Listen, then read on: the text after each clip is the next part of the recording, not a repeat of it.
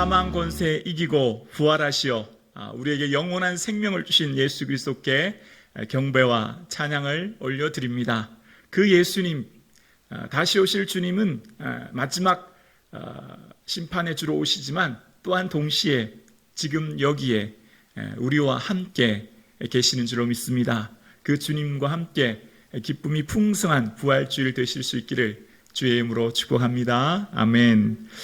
인생은 누구나 한 권의 책이 됩니다. 태어나서 죽을 때까지 각자의 인생을 써나가는 자서전 말입니다. 한 권의 책 안에 인생의 모든 이야기를 담을 수 있지 않습니까? 한 권의 책 안에 자신의 모든 삶을 담을 수 있는 것처럼 오늘 저와 여러분은 어쩌면 각자의 삶의 자서전을 써내려가고 있는지 모릅니다. 주님 앞에, 주님의 기억 속에 우리의 삶의 모든 기록이 또 기억이, 삶이 기록되어져 가고 있기 때문입니다. 여러분은 어떠한 자서전을 써내려가고 계십니까? 여러분은 어떠한 내용의 삶을 매 순간마다 기록하고 계십니까? 저는 한 주간 한 사람에 대한 평전을 읽었는데요. 한 100여 년 전에 이 땅을 살아갔던 한 사람입니다. 이 사람이 누군지 한번 여러분 생각해 보시겠습니까? 25세의 문과에 급제, 31세의 정삼품 통정대부 품계를 받고 미국 공사관으로 참관하고 35세 정의품 2조 참판, 38세 학부대신, 40세 정의품 비서원경, 49세 태극장 수여, 54세 조선 귀족 백작 수여, 56세 조선 대표 천안 인사, 69세 생을 마감할 그 당시 그의 삶의 재산은 조선에서 두 번째 가는 재산가였고 가진 재산은 약 3천만 행, 오늘날 시세로 환산하면 약 600억의 재산을 가지고 있는 사람입니다. 누구일까요? 이 사람은 바로 여러분 잘 아시는 이완용입니다. 이완용이라고 하는 사람 앞에는 늘 매국노라고 하는 수식어가 붙죠. 백작 자기와 함께 15만 원의 은사공채를 받고 3.1운동 진압 이후에는 후작으로 승격되었던 인생의 삶, 김윤희 씨가 쓴 이완용 평전에 보면 그에 대한 이야기를 기록하고 있습니다. 그러나 동시대를 살아갔던 인물, 동시대를 함께 살았지만 삶의 결이 완전히 다른 한 사람, 이완용보다는 한 20살 정도 나이가 어린 그는 1909년 10월 26일 중국 하얼빈역에서 이토 히로부미를 총으로 저격한 사람, 즉 그의 직함은 대한의군 참모 중장, 누군지 다 아시겠죠? 예, 안중근 의사의 이야기입니다. 그는 1910년 3월 26일 리순 형무소에서 31세로 순국을 합니다. 실제 이토 히로부미를 이 하얼빈역으로 가기 전 일본에서 올 때 마산항을 거쳐 오게 되는데 그때 그를 맞이한 사람도 이완용이었고, 이토 히로부미가 하얼빈역에서 저격당하여 죽은 이후 그를 조선으로 이 친히 조례 위문 사절단이 되어서 데리고 왔다는 표현이 맞는지 모르겠습니다. 그의 시신을 옮겨서 영정을 장충단에 설치하고 조의를 표한 사람 또한 이완용이었습니다. 한 시대를 살아갔던 매국과 또 애국의 정반대의 삶을 살았던 인물을 살펴보았습니다. 비록 삶의 인생의 길이는 짧았습니다. 안중근 의사는 31세, 이완용은 69세의 삶을 마쳤습니다. 이완용 평전에 보면 이완용은 국제적인 해안과 정치적 감각이 뛰어나 부와 명예를 누렸다라고 이야기합니다. 그런데 처음부터 그가 그런 개인적인 욕망을 품고 정치를 했다고는 이야기하지 않습니다. 처음부터 출세 지향적이거나 기회주의자거나 부도덕한 인물은 아니었다는 거예요. 그도 을사조약을 처음에는 거부하려고 했고 그의 모든 이 순간순간마다 고민과 번뇌가 많았다는 겁니다. 그러나 결국은 기울어져 가는 국가의 위기 앞에 현실을 바꾸려고 하기보다는 안위를 선택한 인물이었다는 겁니다. 이렇게 두 사람의 인물의 삶에 결이 다른 삶을 살았던 이유는 무엇입니까? 그들의 삶의 목적이 완전히 달랐습니다. 한 사람의 삶의 목적은 개인의 안녕이었지만 또 한 사람의 삶의 목적은 국가의 안녕이었습니다. 왜 이렇게 완전히 결은 다른 삶을 살았습니까? 그들이 만약 이완용이 만약 조선의 해방이 1945년이라는 것을 알았더라면, 이완용이 만약 일본이 1945년 패망한다는 것을 알았더라면 그가 이런 매국노의 삶은 살지 않았을 것입니다. 그와 그 후손들이 평생 대대로 민족의 매국노로 남는 삶을 사는 결정을 하지 않았을 것입니다. 끝을 알면 현재의 인생이 달라집니다. 미래를 아는 자는 현재의 인생을 낭비하지 않습니다. 미래를 아는 자, 결말을 아는 자는 현재를 두렵게 살지 않습니다. 인생에는 두 부류의 인생이 있습니다. 마지막을 알고 사는 자와 마지막 끝을 모르며 사는 자입니다. 오늘 예배드리시는 저와 여러분은 모두가 다 마지막 끝을 알며 살아가는 자입니다. 세상의 모든 사람들은 죽음이라고 하는 것을 향해 달려갑니다. 세상의 모든 사람들은 그것이 절망입니다. 그들은 모두가 다 절망을 향해 달려갑니다. 두렵습니다. 그래서 현재의 삶 또한 두렵고 현재에 될 수 있으면 많은 걸 누려야 합니다. 현재 누리지 않으면 죽은 후에 아무 소용이 없기 때문입니다. 그러나 오늘 예배드리시는 저와 여러분은 끝을 아는 자들입니다. 죽음 이후에 부활의 소망을 믿는 자들이며 죽음 이후에 하나님 나라의 영광을 아는 자들이기에 그 영광을 바라보며 오늘 현재의 삶이 흔들리지 않습니다. 오늘 현재의 삶을 낭비하지 않습니다. 왜요? 부활의 영광, 부활의 기쁨을 오늘 우리는 맛보며 살기 때문입니다. 예수님이 저와 여러분과 함께 계신 줄로 믿습니다. 그 예수님 바라보고 우리의 마지막 종착지는 죽음이요 절망이 아니라 하나님 나라요 영광임을 바라보기 때문에 그 미래를 아는 자의 삶은 목적이 분명합니다.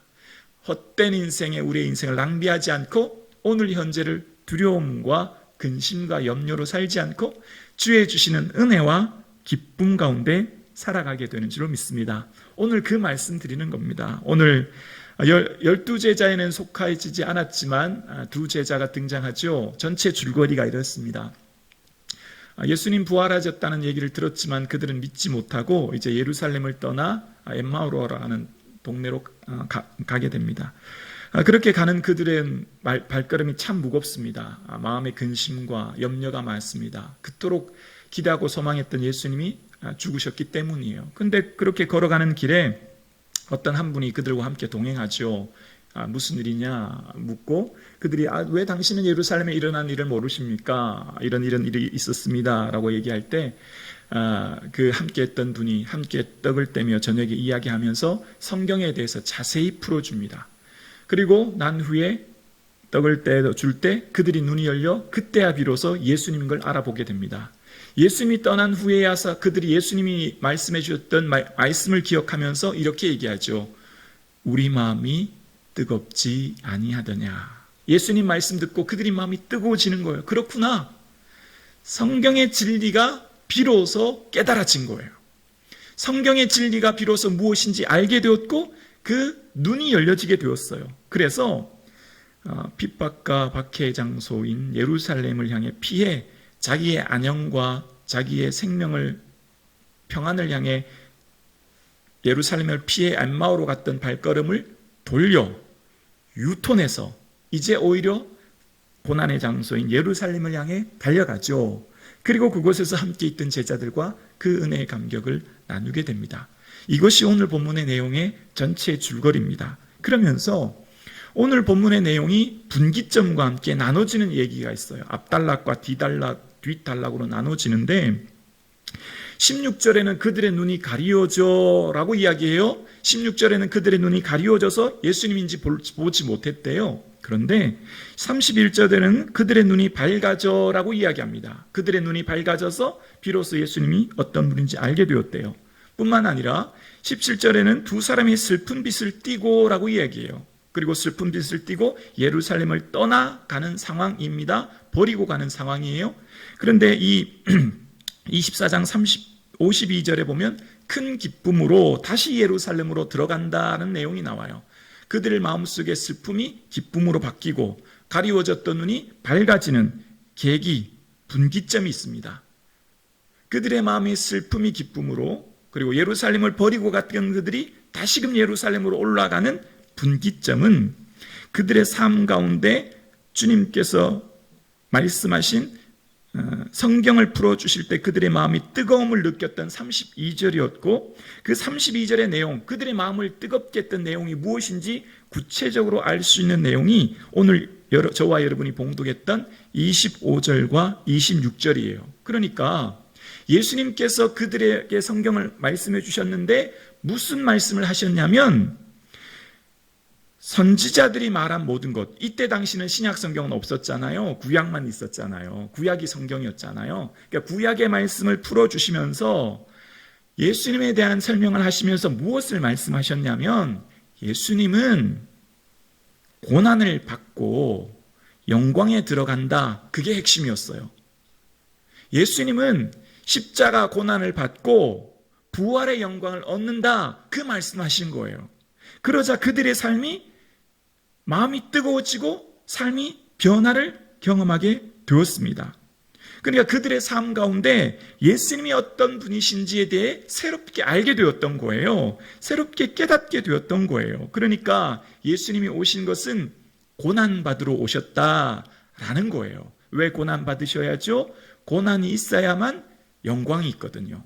십자가가 있어야만 부활이 있거든요. 그러면서 예수님께서는 마지막에 다 이루셨다고 말씀하시면서 제자들에게 그렇게 말씀하셨죠. 십자가에서 아직 병자도 많고 귀신 들린 사람도 많고 가난한 사람도 많지만 아직 해야 될 여러 가지 사명이 많지만 왜 다 이루셨다고 말씀하셨다고요? 마지막 사명을 우리에게 주셨기 때문에. 주님은 부활하셔서 승천하시지만 나를 따르는 자는 자기를 부인하고 자기 십자가를 지고 따라야 되기 때문에 우리에게 남은 사역을 주셨어요. 그래서 우리가 주님을 따를 때 뭘 해야 되죠? 자기 십자가 지고 이제 주를 따라야 되는 거예요. 자기 십자가 주를 지고 따르는 이유는 뭘까요? 부활의 영광을 누리기 위한 거예요. 고난이 있어야 영광을 얻거든요. 십자가가 있어야 부활의 영광을 누리기 때문이에요. 그런데 이전에 엠마오로 갔던 제자들은 그걸 몰랐어요. 이전에 엠마오로 갔던 제자들은 예수님의 우편과 좌편에 앉으려고만 했던 거죠. 예수님 통해서 자기 이익, 행복, 자기 만족만을 취하려고 했던 거예요. 예수님 붙들면 이스라엘 나라가 통일되었을 때 자기가 한 자리 하려고만 생각했던 거예요. 그런데 예수님 뭘 말씀하셨죠? 얘들아, 나를 믿는 건 너희들이 고난 받아야 돼. 너희들이 십자가 져야 돼. 그 말씀하신 거예요. 그러니까 제자들이 그렇구나. 예수님을 믿는다는 거는 내 삶의 십자가를 지고 고난 가운데 살아가는 것이구나 라고 하는 것을 새롭게 깨달았어요. 예전에는 뭐만 생각했죠? 부활의 영광만 생각한 거예요. 부활의 영광과 예수님의 좌편과 우편에 좋은 것만 쫓아가니 반쪽 신앙이었던 거죠. 반쪽 믿음이었던 거예요. 그러니 그들은 당연히 고난을 보면 도망갔던 거죠. 고난은 피해야 될 것, 고난은 멀리해야 될 것이라고 생각했던 거예요. 근데 예수님이 그게 아니란 걸 말씀해 주셨던 거예요. 얘들아, 너희들의 삶에 예수 믿고 나를 따른다고 하는 것은 고난도 받아야 돼. 고난이 있어야 부활의 영광이 있어. 그 말씀하신 거예요. 그래서 제자들이 고난을 피해 예루살렘을 버리고 떠났던 길을 유턴하고 다시금 고난의 길로 간 것이죠. 부활주일 저와 여러분에게 주님이 뭘 원하실까요? 부활의 영광을 어떻게 누릴 수 있을까요? 저와 여러분의 삶의 순간순간마다 자기 몫에 트인 십자가를 지는 거예요. 그것이 곧 하나님 주시는 부활의 영광을 누린 자의 삶의 증인된 삶을 살아가는 것입니다. 그래서 주님께서는 우리의 삶 가운데 얘들아, 너희들의 삶에 영광을 누리기 위해서는 이런 어려움과 고난을 져야 해 라고 말씀하시고 저와 여러분에게 권면하십니다. 어떻게 그런데 그것을 이룰 수 있다고요? 마음이 뜨거워질 때, 말씀을 묵상할 때, 성령님이 임재해 주실 때 우리의 마음에 그런 기쁨과 영광을 누리게 된다는 것입니다. 아멘이십니까? 아멘입니다. 부활주일 우리는 영광만을 이야기하고 축복만을 이야기하고 하나님의 세상의 성공만을 이야기하는 거. 그러니까 우리의 신학이 번영신학이나 자기 성공이나 기복주의는 반쪽만 얘기하는 거죠. 성공만, 축복만. 그러나 그렇지 않아요. 예수 믿는 자도 고난이 오고요. 예수 믿는 자도 어려움이 있고요. 예수 믿는 자도 여러 가지 환경에 문제가 있어요. 그러니까 오히려 우리는 축복만, 영광만 바라보는 게 아니고요, 오히려 고난과 어려움을 묵묵히 지는 삶, 그것이 부활의 영광을 누린 자의 삶의 모습인 거죠. 그래서 예수님께서는요, 제자들도 자기 십자가를 지라고 하셨고, 이후에 부르시는 제자들, 이후에 부르셨다는 것은 예수님이 다메섹 도상에서 사도 바울을 부르셨잖아요. 사도 바울 부르실 때도 뭐라고 그러셨냐면, 너는 내가 이방인을 위해 택한 나의 그릇이야. 그러면서 내 이름을 위하여 고난을 받아야 한다, 그 말씀하셨어요. 나는 너를 택했다, 그리고 너는 내 이름 위하여 고난받아야 돼, 그 말씀하셨어요.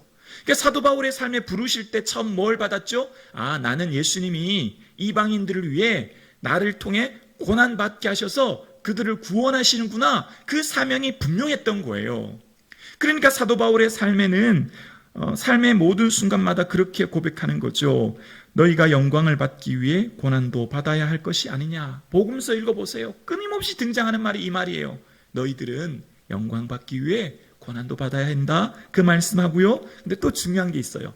영광을 얻기 위해 고난 받아야 된다, 이 말씀할 때는 짝이 되어 나오는 말이 있는데요. 그게 뭐냐면, 현재의 고난은 장차 우리에게 나타날 영광과 좋게 비교할 수 없도다. 여러분이 고난 받습니다. 예수 믿어도 고난 받을 거예요. 근데 걱정하지 마세요. 그 고난은 잠깐입니다.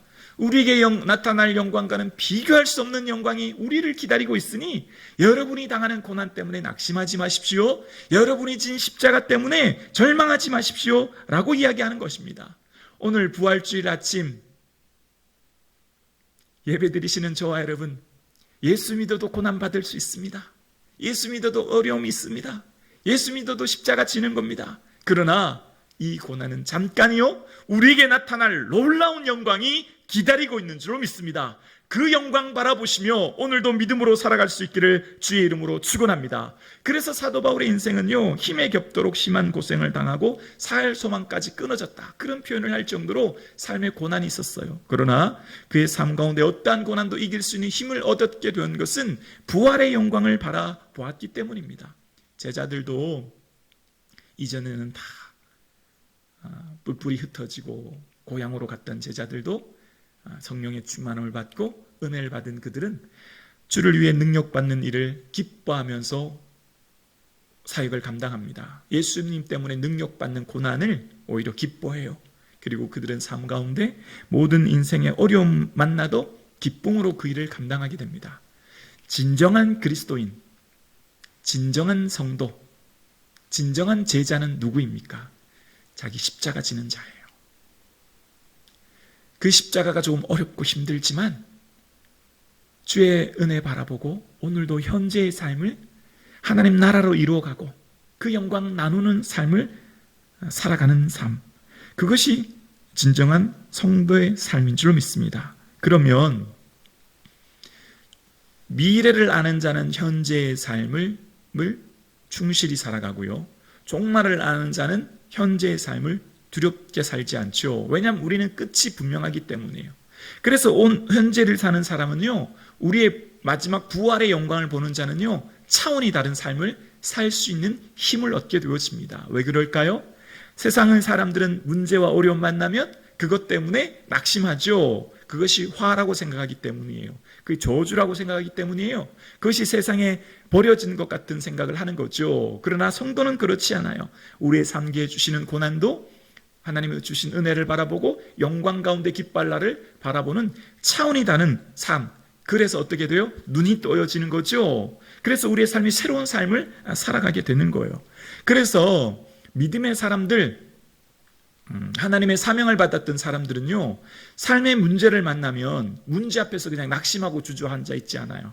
부활의 영광을 누리는 자는요, 어떤 어려움 만나면, 예를 들면 이런 거예요. 사도 바울이 로마서를 쓸 때 그런 내용을 얘기합니다. 내가 여러 번 너에게 가고자 한 것을 너희가 모르기를 원치 아니하노니 내가 지금까지 길이 막혔도다, 그런 얘기를 해요. 이 사도 바울이 로마에 가려고 하지만 길이 막혔다는 거예요. 여러분, 길이 막혔으면 보통 어떻게 합니까?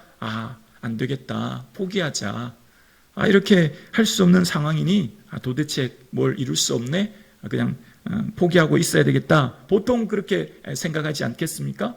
그러나 부활의 영광을 누리는 자, 그 은혜를 가진 자는요, 그 모든 일들 가운데 다시 한번 생각하는 거죠. 내가 할 수 있는 일을 찾는 거예요. 지금 갈 수 없다면 뭘 할 수 있죠? 편지는 쓸 수 있는 거예요.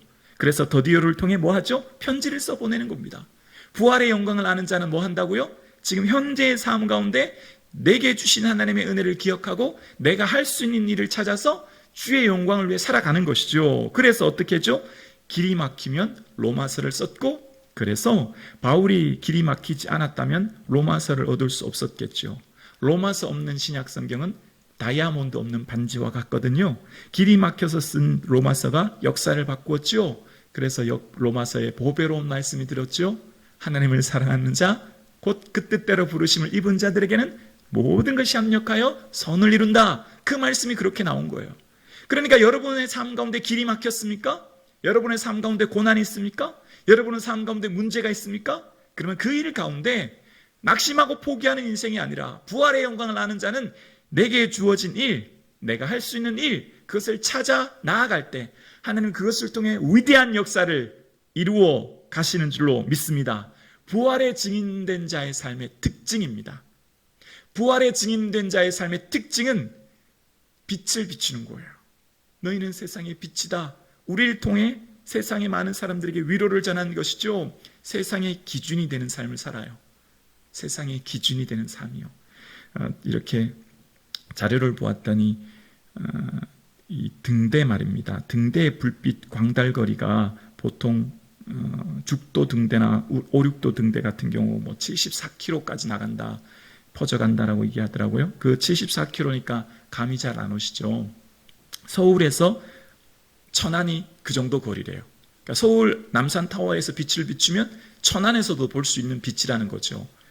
오룡도나 죽도 같은 등대에서 빛을 비추면 그러니까 엄청난 거리 아닙니까? 그 한 번에 남산타워에서 서울타워에서 빛을 비추면 천안에서도 볼 수 있다니 대단하지 않습니까? 성도의 삶은 이런 빛을 비추는 거죠. 어떻게 빛을 비춘다고요? 길이 막혔을 때, 고난이 있을 때 낙심하는 것이 아니라 부활의 영광을 가지고 힘있게 살아가는 것, 부활의 영광을 가지고 내 삶 가운데 믿음으로 살아갈 때 세상 사람들이 보는 거죠. 아, 그렇구나. 예수 믿는 자의 삶이 저렇구나. 저 안에 뭐가 있기에 저렇게 기쁨으로 살아가지? 그래서 그들도 그 빛을 맛보게 되는 것이죠. 그래서 오늘 저와 여러분의 삶 가운데 이러한 은혜를 누릴 수 있기를 주의 이름으로 축원합니다. 우리의 삶 가운데 우리의 삶을 힘들게 하는 것은 많이 알기 때문이 아니라 잘못 알기 때문에 그런 경우가 많아요. 오늘 엠마오로 가는 제자들이 예수님을 반쪽만 알았기 때문이죠. 왜 그렇죠? 예수님을 선지자로 알았기 때문이에요. 19절에 보면 백성 앞에서 말과 일에 능하신 선지자로 알았다라고 이야기합니다.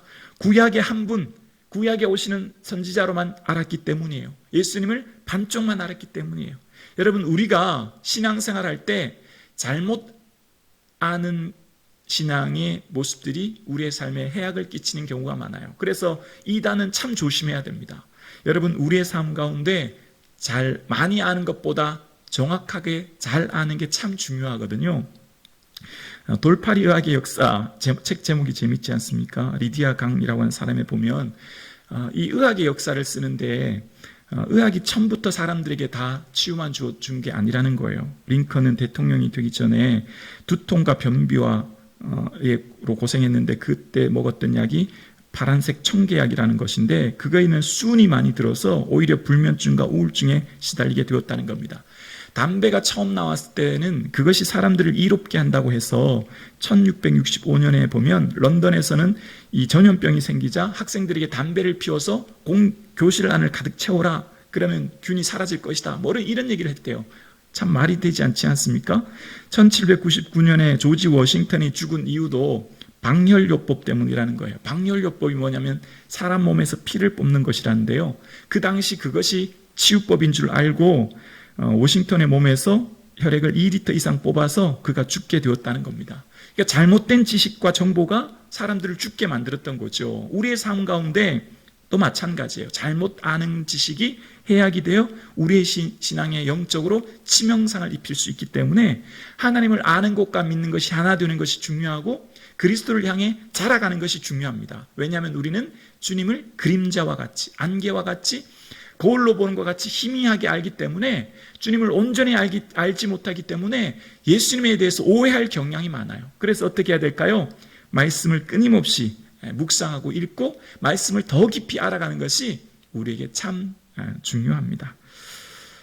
이제 말씀을 마치려고 합니다. 안중근 의사의 유묵 중에 남겼던 글귀 중에 이런 것이 있습니다. 국가 안위 노심초사, 국가의 안위를 늘 걱정한다. 여러분은 무엇을 걱정하고 계십니까? 위국 헌신 군인 본문, 나라를 위해 몸 바치는 것은 군인의 마땅한 도리이다. 여러분은 남은 인생 무엇을 향해 몸을 바치시려 하십니까? 얼마 전 화창했던 봄 날씨에 많은 꽃들이 비가 오자마자 떨어지는 것을 보았습니다. 낙화상, 낙상지라고 얘기하죠. 한번 떨어진 꽃잎은 다시금 가지에 달릴 수 없다는 것입니다. 꽃잎처럼 한 번뿐인 인생, 남은 인생 여러분은 이제 무엇을 위해 살아가려 하십니까? 남은 인생 부활의 영광 바라보시고 예수 그리스도를 위해 살아가시는 저와 여러분 되실 수 있기를 주님의 이름으로 축복합니다. 기도드리시겠습니다.